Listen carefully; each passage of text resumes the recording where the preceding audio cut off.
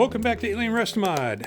Well, today we're going to look at the Jeep again. I ran into something the other day that scared the crap out of me. If you guys ever experienced death wobble.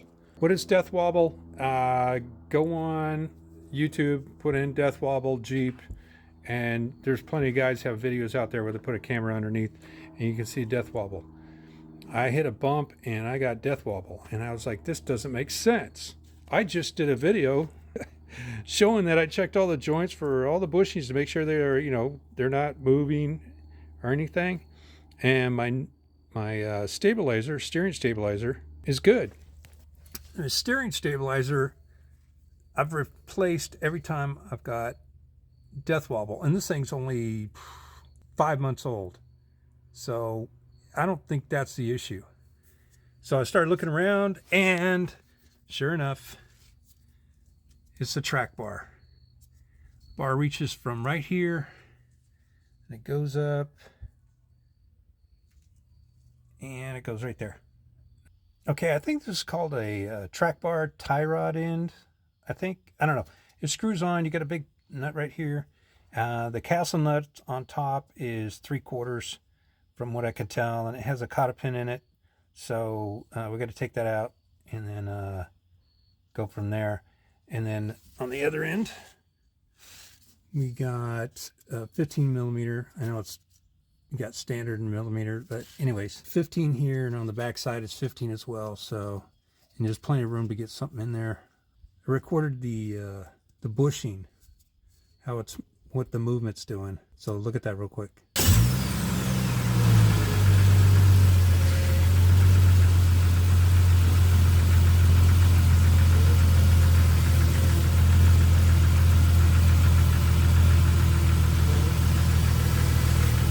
So this bushing is pretty much gone. I don't know if that's causing my death wobble, but this is the only thing that I can figure it out.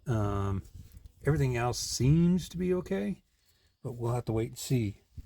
Okay, here are the replacement components. We got your track bar. It's rough country. You got your track bar, has the track bar tie rod end, I think is pretty what it's called. It's got threads right there, so this end is threaded. So make sure you put some anti-seize on there so it doesn't, if you have to remove this, it doesn't seize up on you. If you replace this, it is pressed in. I didn't do that. Obviously, I went out and bought the whole track bar. So let's go ahead and take this off. It also comes with a castle nut, grease fitting, and a cotter pin. I'm pretty sure the castle nut is 3/4. So let's get started. Remember, there's a cotter pin on the top. I thought it was going to be really hard to take that out, but it wasn't that bad. You just got to get the eyelet, something sharp in there so you can pull on it, straighten out the ends, and it comes right out. It wasn't that bad. I didn't film it because I thought I was going to speak in different tongues because it's a pain in the butt. But anyways, that's out. And the castle nut 3/4 or 19 millimeter should work. I used 19 millimeter socket and it just turned right away. So we'll unscrew that.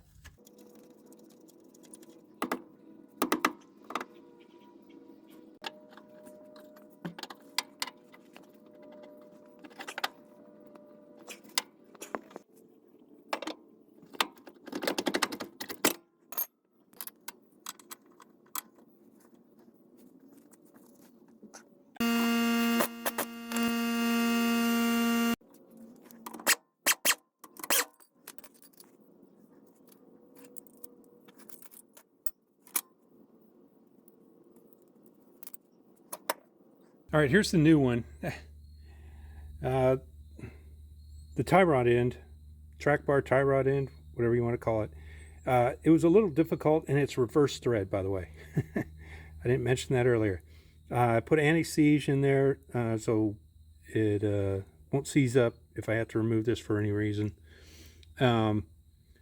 What you got to do is, the length of this depends on how far your vehicle's jacked up.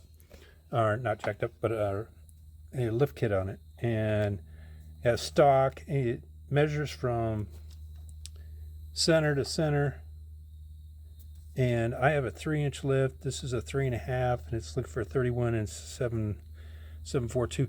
I just went with the measurements of the old one, because when I put the old one on was probably about 10 years ago. So I'm thinking it's good. It was I did 3.5 or 31.5. So here it is. I'm gonna go ahead and put it in. Not a lot of talking with that. I'm gonna put the this in first, then we'll put this one in next.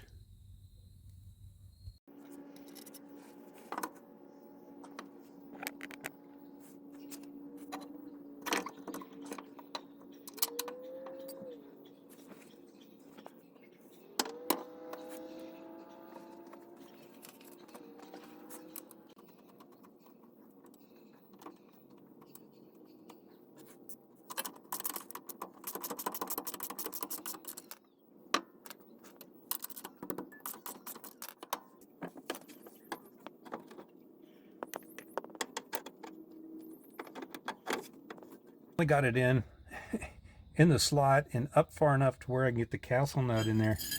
I had to pull out the pickle fork to wedge it in there, and just pushed up on it, not too hard, and it popped right in. Now the castle nut, you just got to make sure you find out where that hole is. All right, before you put the this up through the this bracket, make sure you got the hole facing forward, so you stick your cotter pin in and you have room in the back to pull it up. All right, sorry for not recording it, but it's really hard to get my hands in there and have the camera and everything, or the phone. But there's a castle nut. I don't know the torque specs on it. I just tightened it down as far as I could, and then went ahead and stuck the cotter pin through and bent it. Make sure you get that hole facing forward. It makes it much easier. All right. Okay. I take that back. They're calling that castle nut a jam nut, it looks like. And reading the instructions, it says 75 foot-pounds. So crank it down to 75 foot-pounds, and you put the cotter pin through, and you're good to go. I'm going to go ahead and tighten up everything else and put the grease fitting in, and I'm going to call it, and I'll do a test ride tomorrow.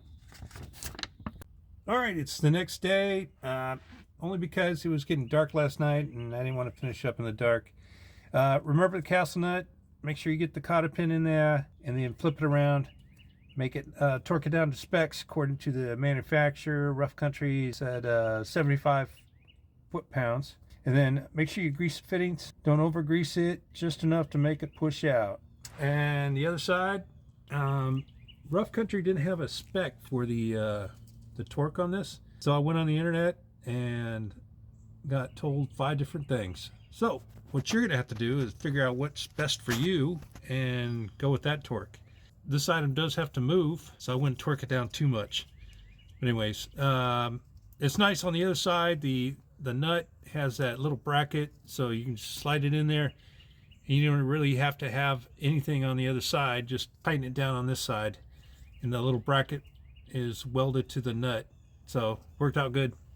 Anyways, next step is do a test drive, see if that helped or I notice a difference. But we'll see what happens. Be right back.